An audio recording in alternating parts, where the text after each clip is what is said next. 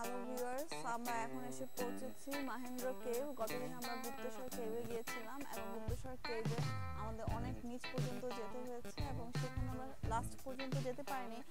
কোনো কারণে হলো যে সেখানে একটা অংশ বন্ধ করে দেওয়া ছিল এবং আমরা শুধু ঠান্ডা হাওয়া খেয়ে ফেরত চলে আসছি। এবং আজকে এখানে মহেন্দ্র কেভে এসে আপাতত ন্যাচারাল ভিউ দেখা যাচ্ছে। ভিতরে কি আছে এখন আমরা বলতে পারছি না, শুধু ওয়ে টু কেভ বলে আমাদের বিভিন্ন জায়গায় ডাইরেকশন দেওয়া আছে, আমরা সেই ডাইরেকশন অনুযায়ী চলছি। এখানে সার্কভুক্ত কান্ট্রির জন্য টিকিট প্রাইস 80 করে, নেপালিয়ানদের জন্য 50 টাকা করে, কিন্তু নেপালি স্টুডেন্টদের জন্য আবার হলো যে এটা 30 টাকা। আর সার্কভুক্তর বাইরে যারা আছে তাদের জন্য 150 নেপালিয়ান রুপি টিকিট প্রাইস। হ্যাঁ, আমরা ঢুকে পড়েছি মহেন্দ্র কেভের ভিতরে। এখানে দেখা যাচ্ছে যে বিশাল সুড়ঙ্গ করা অবস্থায় মহেন্দ্র কেভের ভিতরে ঢুকার পথটা দেখলেই আপনারা বুঝতে পারবেন যে ভিতরে আলো দেখা যাচ্ছে। আবার ওখানে অনেক লোকজন, অনেক টুরিস্টরা এসেছেন, অনেক নেপালিয়ান, ইন্ডিয়ান বিভিন্ন রকমের মানুষজন আছে। এখন আমরা আস্তে আস্তে কেভের ভিতরে ঢুকে যাচ্ছি এবং কেভের ভিতরে সবচেয়ে বড় যেটা ব্যাপার যে চুয়ে চুয়ে পানি পড়তেই থাকে। পুরো কেভ ভরে পাথরগুলো চুয়ে চুয়ে ঠান্ডা ঠান্ডা করে পানি পড়ছে। এবং ওহো, আমরা যেটা আলো ভেবেছিলাম ওটা অ্যাকচুয়ালি লাইট ছিল। দ্যাট মিন এখানে কেভের ভিতরে আমাদের সূর্য রশ্মির বিন্দুমাত্র কোনো ছায়া এখানে নেই। আমরা চলে এসেছি কেভের ভিতরে, আপনারা দেখতেই পাচ্ছেন। সবচেয়ে আশ্চর্যজনক ব্যাপার যে এরকম একটা গুহা যার ভিতরে বিন্দুমাত্র কোনো গরম নাই, একদম ঠান্ডা ঠান্ডা লাগছে, এসি ওয়ালা বাতাস আছে এবং পানি চুয়ে চুয়ে পড়ছে, খুবই ঠান্ডা পানি। পুরো কেভ জুড়েই ঠান্ডা ঠান্ডা পানি চুয়ে চুয়ে পড়ছে এবং ভিতরে বিভিন্ন জায়গায় ছোট ছোট মন্দিরের মতো তারা করে রেখেছে। এবং এখানে পানি পড়ে পড়ে জায়গাটা একটু পিচ্ছিল হয়ে আছে বিভিন্ন জায়গায়, ম্যাক্সিমাম জায়গায় পাথর দেওয়ার ফলে এখানে হাঁটাতে খুব একটা অসুবিধা হচ্ছে না। এবং আপনারা দেখতেই পাচ্ছেন যে গুহাটা আরও গভীর হচ্ছে। আপনারা দেখতে পাচ্ছেন যে কতটা উঁচু নিচু জায়গাগুলো এবং একটু রিস্কি। খুবই সাবধানে পা ফেলতে হবে দেখে দেখে এবং খুব ঠান্ডা। আমাদের উপর টুকটাক বৃষ্টি পড়ছে, পাথর চুয়ে পানি পড়ছে। গুহাটা মনে হয় খুব বড়, অত বেশি উঁচু নিচু না। আমরা যখন লাস্ট কেভে গিয়েছিলাম, কি যেন ছিল কেভটার নাম, গুপ্তেশ্বর কেভ, ওই কেভটার মধ্যে সিঁড়ি বেয়ে অনেক নিচে যেতে হয়েছিল, কিন্তু এখানে ওরকম না। এখানে কেভটা অনেক প্লেন মনে হচ্ছে। ওই কেভ থেকে, কেভ প্লেন না, কেভ ভিতরে, কিন্তু ওই কেভ থেকে এই কেভটা একটু প্লেন মনে হচ্ছে। এবং এখানে বিভিন্ন পূজার জন্য সরঞ্জাম দেখা যাচ্ছে। ভিতরে একজন পূজারী পুজো করছেন, শুনতেই পাচ্ছেন আপনারা।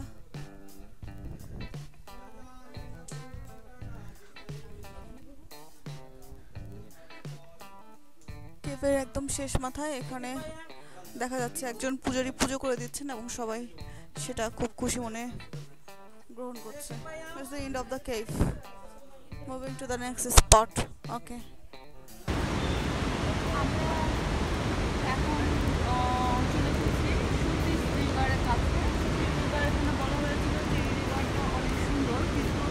এখানে দেখা যাচ্ছে রিভার না, এখানে একটা ফল দেখা যাচ্ছে, ডেভিস ফলের মতো একটা ফল দেখা যাচ্ছে এবং পানির প্রবাহ একটা ক্যানেলের মতো করে টানেল রং দিয়ে 3 নং টানেল লিখে পানির প্রবাহকে আলাদা করে দেওয়া হয়েছে এবং ওখানে একটা ক্যানেল থেকে পানির প্রবাহ দেখা যাচ্ছে খুব ভালোভাবে।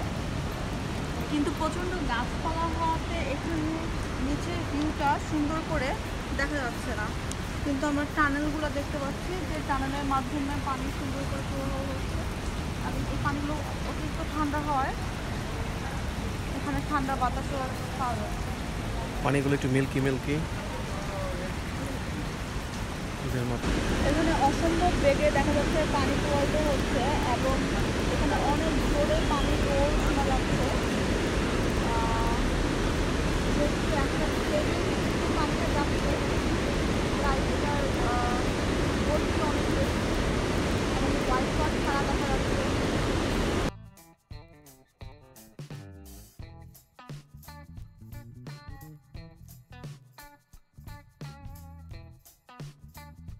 আমরা এখন চলে এসেছি ত্রিশুলী নদীর কাছাকাছি একটা পয়েন্টে।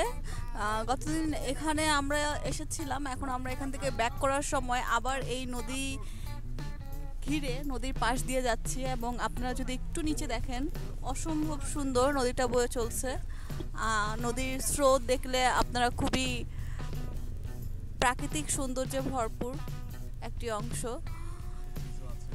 এবং এখানকার যে ব্রিজটা তৈরি হয়েছে ব্রিজটাও খুব সুন্দর করে, এবং দেখা যাচ্ছে অনেক ট্যুরিস্ট আজকে অনেক ট্যুরিস্ট আসছে এবং অনেক ট্যুরিস্ট চলে যাচ্ছে। আমার এক ফ্রেন্ড তার বাস নষ্ট হয়ে যাওয়াতে সে রাস্তায় দেখলাম হাঁটছে। অসম্ভব সুন্দর, আপনারা দেখেন অসম্ভব ভালো লাগবে। ত্রিশুলী ব্রিজ এর উপর দিয়ে আমরা যাচ্ছি, ত্রিশুলী নদী বহমান নদী দেখা যাচ্ছে। এখানে এসে আপনারা অবভিয়াসলি ছবি নিতে পারবেন, কিন্তু আমরা পাচ্ছি না। আমাদের ড্রাইভার ভাই বলেছেন যে আমাদের যেতে যেতে রাত 12টা বেজে যাবে যদি আমরা ছবি তুলতে থাকি, তাই আমরা নিচে নামতে পারলাম না। আপনাদের একটু গাড়ি থেকেই দেখিয়ে দেওয়া হচ্ছে। আমরা এখন দেখতে পাচ্ছি ত্রিশুলীর নদীটা খুব জোরে সোরে প্রবাহিত হচ্ছে এবং আমরা এখানে একটা জায়গায় কলা এবং শশা কেনার জন্য কিছুক্ষণ দাঁড়িয়েছি এবং এখানে এসে দেখছি যে অসম্ভব সুন্দর দেখা যাচ্ছে নদীটাকে এবং আশেপাশে প্রাকৃতিক খুবই মনোরম দৃশ্য। অল ওভার খুবই অস্থির একটা জায়গা। Everyone should visit here. আমরা এখন নাডুঙ্গাতে কাঠমান্ডু যাওয়ার পথে আটকে আছি এবং দেখা যাচ্ছে যে পুরো পাহাড় জুড়ে শুধু গাড়ির জ্যাম, একটা একটা করে গাড়ি আগাচ্ছে। দুটা বড় গাড়ি পাশাপাশি যেহেতু যেতে পারছে না, তাই একটা বড় গাড়ি যাচ্ছে আর একটা আসছে, তাই এখানে বিশাল একটা জ্যাম পড়ে গিয়েছে এবং একটা একটা করে গাড়ি ছুটছে এবং আমরা একটু একটু করে আগাবো। এখন আমরা জ্যামের মধ্যে বসে আছি। বৌদ্ধনাথ স্তূপাতে, এবং এই স্তূপা আপনারা যেরকম দেখছেন ছোট ছোট লাগছে, এটা এতটাও ছোট না। এটার dimension 100 feet in diameter, 1 hectare in with and 43.25 in height. এবং এটা যে সর্বোচ্চ পিক দেখছেন ওই পিকটাকে পিনাকল বলছে, the symbol of mountain Sumeru, যেটা হলো যে কিং অফ অল মাউন্টেন। এবং তারপরে যে আমব্রেলা দেখছেন সেটা প্রোটেক্টর অফ 3 জুয়েলস ইন্ডিকেট করছে, যা বুদ্ধা, ধর্মা আর সাংঘা তিনটা প্রজাতির কথা বলছে। এবং যে লোটাসটা দেখছেন সেটা symbol of compassion and purity indicate করছে। এভাবে প্রত্যেকটা ধাপে ধাপে এইটা বৌদ্ধ মন্দিরের বিভিন্ন জিনিস ইন্ডিকেট করে আসছে। এবং একদম যেই বেস, সেই বেসটা আমরা দেখতে পাচ্ছি, এটাকে বলছে mandala, that mean mansion of Buddha. এবং বুদ্ধ মন্দিরটা ছোট মনে হলেও আপনারা যদি ম্যাপটা দেখেন তাহলে দেখবেন যে আমরা শুধুমাত্র এখন এইখানে আছি এবং এই পুরো অংশটা আমাদের এক্সপ্লোর করা বাকি। আমরা ঢুকেই সরাসরি চলে এসেছি বুদ্ধ মন্দিরের মূল পোর্শনে।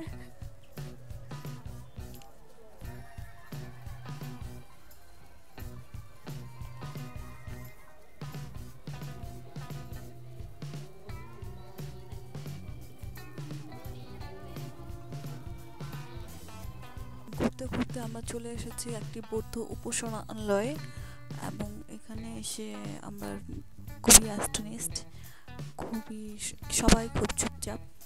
এবং আপনারা দেখতেই পাচ্ছেন যে কত বড় বুদ্ধকা মূর্তি এখানে স্থাপিত রয়েছে এবং আশেপাশে সব জায়গায় একদম সবাই খুব আস্তে ধীরে কথা বলছে, তাই কিছু বলা যাচ্ছে না। পুরো রুমটা অনেক সুন্দর করে সাজানো এবং অবশ্যই আমাদের এখানে ঢোকার সময় স্যান্ডেল খুলে ঢুকতে হয়েছে।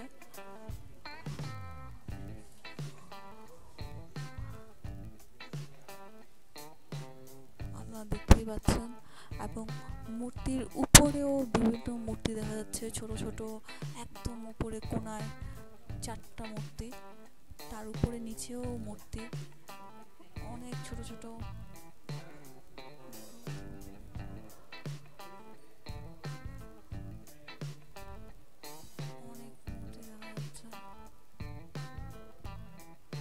পদ্ম ফুল দেখা যাচ্ছে, পদ্ম ফুলের মাঝখানে এত সুন্দর করে লাইটিং করা, অসম্ভব সুন্দর।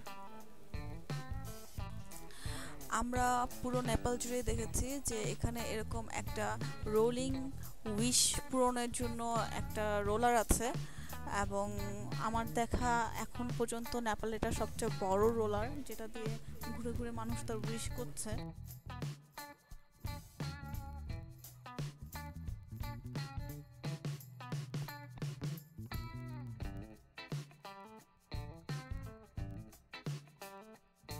এখন বৌদ্ধনাথ স্তূপার ভিতরে প্রবেশ করব। পিছনে আমরা দেখতে পাচ্ছি যে বৃহৎ একটা ঘন্টা।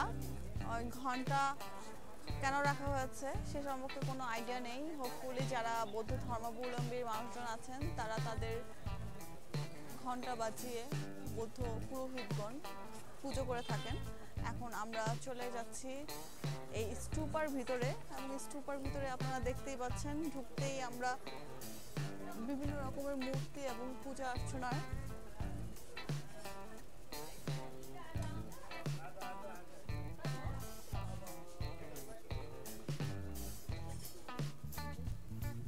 এখানেও একটা অনেক বড় রোলার দেখা যাচ্ছে, এবং অলরেডি দেখা যাচ্ছে মানুষজন রোলিং করছেন এবং পূজা অর্চনার জন্য। আমরা উঠে যাচ্ছি স্তূপার উপরে। স্তূপা অনেকগুলো সিঁড়ি দিয়ে আস্তে আস্তে অনেক উপরে উঠতে হয়, কিন্তু আমাদের পক্ষে হয়তো এতটা উপরে উঠাও সম্ভব হবে না।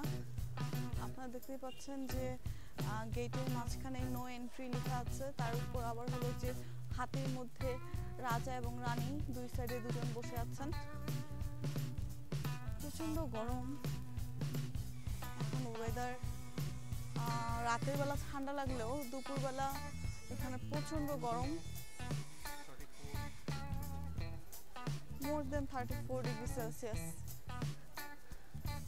আমার মাথা থেকে চুমুক দিয়ে সব পানি নিয়ে যাচ্ছে সান।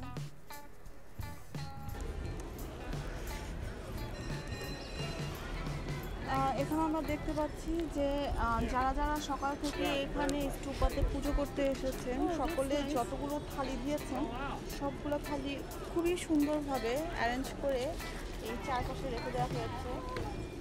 আমরা এখন আছি নারায়ণহিতি প্যালেস মিউজিয়ামের সামনে, এবং এই মিউজিয়ামে এন্ট্রেন্স ফি আমাদের অলমোস্ট 250 নেপালিয়ান রুপি লেগেছে, এবং এটার ভিতরে কোনোভাবে ক্যামেরা কোনো ব্যাকটেক কোনো কিছু অ্যালাউড না হওয়াতে আমরা আপনাদের এটার ভিতরে নিতে পারছি না। শুধুমাত্র বাহির থেকেই আপনারা দেখতে পাচ্ছেন যে আমরা একটা প্যালেস মিউজিয়ামে যাচ্ছি।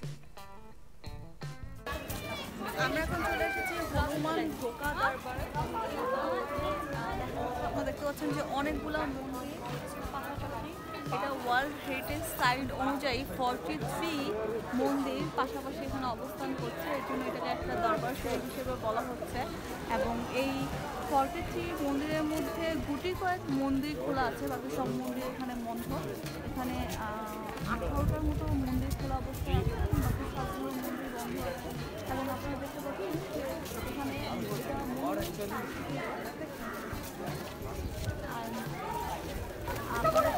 অনেক জালি কবুর এখানে দেখা যাচ্ছে, বিভিন্ন রকমের কবুর এখানে দেখা যাচ্ছে, এবং তারা মানুষ দেখে একদম ভয় পাচ্ছে না, তারা মানুষের কাছাকাছি চলে আসছে এবং খাবার খাচ্ছে, টুস করে খেয়েও ফেলছে কি যেন।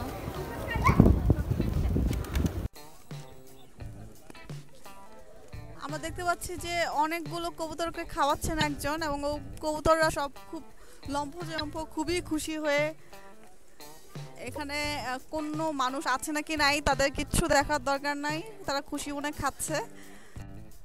আমরা এখন হনুমান মন্দিরের ভিতরে আছি। এখানে আমাদের অলরেডি বলা হয়েছে যে ওভারঅল 43টার মতো মন্দির আছে, তার মধ্যে এই হনুমান মন্দিরটা ওদের সবচেয়ে বড় মন্দির ছিল, কিন্তু কোনো একটা ভূমিকম্পে এই মন্দিরটা ভেঙে গিয়েছে, যার ফলে রিস্টোরেশনের কাজ চলছে, এবং এই রিস্টোরেশনটা হোপফুলি না, চায়না কোম্পানি এই রিস্টোরেশনের কাজটা করছে। এবং আপনারা দেখতেই পাচ্ছেন যে কত বড় করে আবার নতুন করে মন্দির বানানোর কাজ চলছে, এবং এটার ভিতরে একটা মিউজিয়াম করে দেওয়া আছে, যেই পার্সেল যেগুলো ভেঙে গিয়েছে সেই অংশগুলো ওখানে রাখা আছে।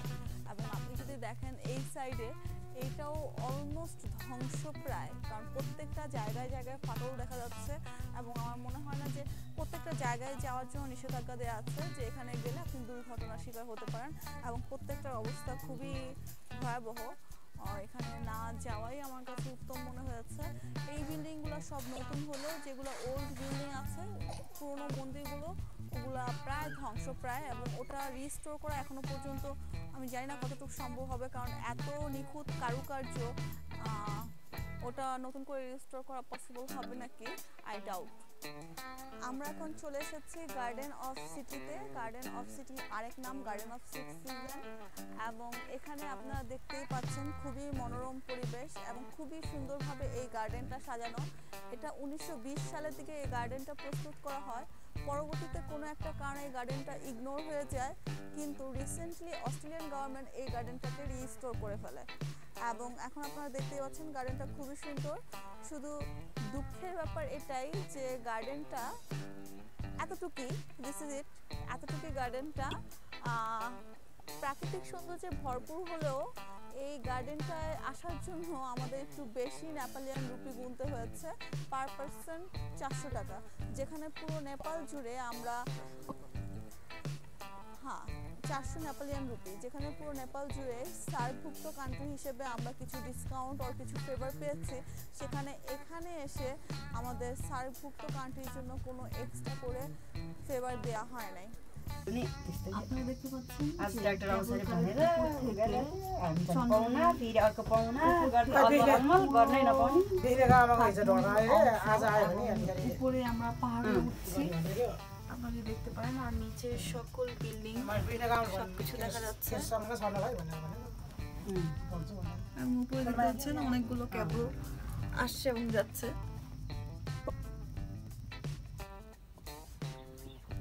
फेरि पानी रहेछ कि फेरि আপনারা দেখতেই পাচ্ছেন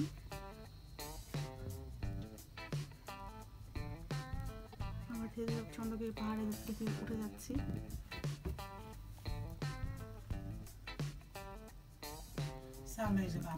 And the meantime, আশেপাশের দৃশ্য দেখা যাচ্ছে।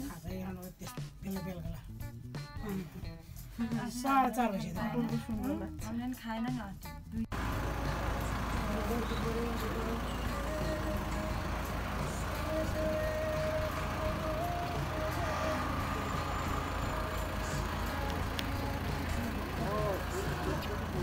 আমরা এখন চন্দ্রগিরি এক ট্রাক্টের উপরে আছি, আপনারা দেখতেই পাচ্ছেন যে এখান থেকে দেখা যাচ্ছে কেবল কারগুলো আস্তে আস্তে নিচের দিকে যাচ্ছে এবং আমাদের পিছনে আপনারা অনেকগুলো গিরি পর্বত দেখতে পাবেন।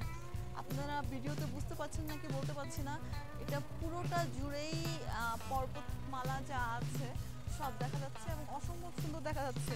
শুধু এই সাইড থেকে না, পুরো এই সাইড বরাবর এইখান পর্যন্ত পর্বত, হোয়াইট সাবলাগিরি দেখা যাচ্ছে, হোয়াইট পর্বত দেখা যাচ্ছে, কিন্তু মেঘের জন্য আমাদের এই সৌন্দর্যটা ঠিক মতো আমরা উপলব্ধি করতে পারছি না, যেহেতু অনেক মেঘ, তাই মেঘের জন্য এখানে পর্বতটা একদম ক্লিয়ারলি দেখা যাচ্ছে না।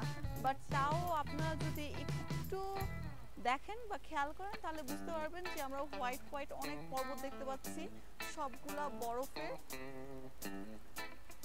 এবং আসলেই অসম্ভব সুন্দর হতো যদি মেঘগুলো একদম না থাকতো। মেঘ আমাদের খুবই ডিস্টার্ব করছে।